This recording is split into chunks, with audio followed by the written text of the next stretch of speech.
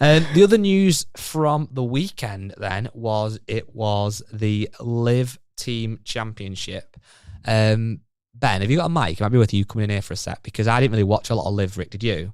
I watched bits on highlights like I did with most of my golf this weekend. Well, Ben, who is one of our producers and he is our go-to Australian, he is a massive residential Ripper GC fan, and Ripper GC won. You said you watched it, Ben, so give us your LIV rundown. It was great, I thought. So I had no idea about the format going into the weekend. Ben down a tiny bit, Matt. He's coming in hot. Am I a bit loud? That's better. It's good. Okay. Yeah, perfect. Excellent, sorry. Didn't know much about the format coming into it. So the Thursday, Friday was match play against the teams that was sort of like knockout. And that was pretty good because the Ironheads beat the Crushers. Obviously, Bryson got beat by Kevin Na. So that was really good as well. Just on that, you know what I really liked about it? How the top seeded teams pick who they're going to play.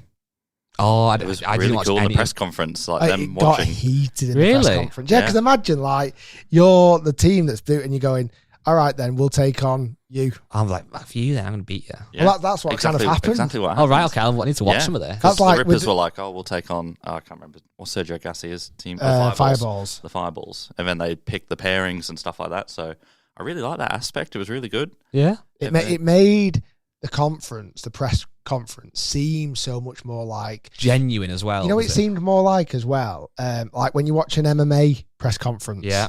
And you have all the players, all the fighters kind of lined up, and they're all there with a mic, and it was just one captain from each team, and it was like, yeah, I'm going to call out such a team, and the reaction was just like, all right, go on then, let's have it. How much would a bit like when Grant Horvath said to you, I want to play you, and you can play off the red teams. Yeah. That's the same thing. Exactly like that. You know what would have been actually quite fun is almost them negotiating like shots. Or yeah, that would be cool. But so sorry, go on. So Crushers ended up beating Ironheads ended up beating Crushers, which was a big shock. Yeah, that was a big upset. Smash GC came last. Yeah. Which was another big upset. Brooks looked very unhappy with the rest of his team. I think the rest of his team let him down a little bit there. I can't remember exactly. But yeah, then the Sunday was all the top 4 teams that made it through. So Legion, Rippers, Ironheads, and 4 Aces. So 4 Aces obviously up there after a not very good season. And it was incredibly entertaining. Like I sort of tuned in at the start and I was like, okay, this is interesting. And then I think, sort of 6 holes in, I found it quite hard to turn it off and look away, really. The scoreboard would just fluctuate so much. It would just change so quickly. Like the Rippers were sort of like 4 shots behind, and then all of a sudden they were, right in it, and all the teams were tied. The Ironheads were leading by 2 or 3 at one point, and they were like, wow, they're going to do it. And it was just, and then the 4 Aces were in the box seat by 2 shots as well, going in with 4 or 5 holes left. And then it was just like, it honestly felt carnage when it was just quickly changing to all these different, people on the green, missing putts. And then all of a sudden they dropped 2 shots. And then before you know it, the Rippers had made 2 birdies. Just a quick one, again, because I didn't watch loads and loads yesterday. Were the teams playing together? Yeah, so all the captains were playing in one group. So, yeah, it's all right. So all the 4 captains were playing together. And then they were sort of, I think. And then the other 3 Rippers players played together. No. So it was all mixed. Yeah, they're all mixed. Yeah, that's right. Because I'd quite like to have seen, like, in the last day, almost all the 4 balls. Yeah. Like, imagine them all high-fiving and almost reading each other's puts and being able to kind of, like, use that team advantage almost.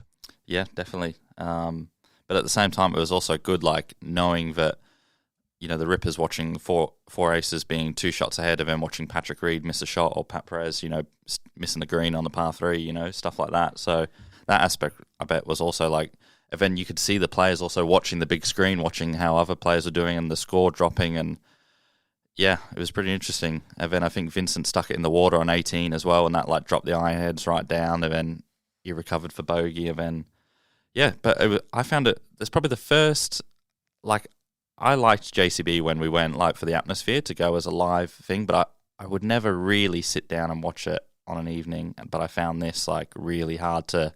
I was like, I just got back from golf as well, so I was like, I need to go have a shower and have dinner, but I found it really hard to sort of like step away because that probably helps because I'm Australian. I support the Rippers, you know, but I don't know. As a neutral. Question then, Ben. So there was I get the match play, then in the finals it was stroke play. Mm-hmm. What was the benefit of Ripper?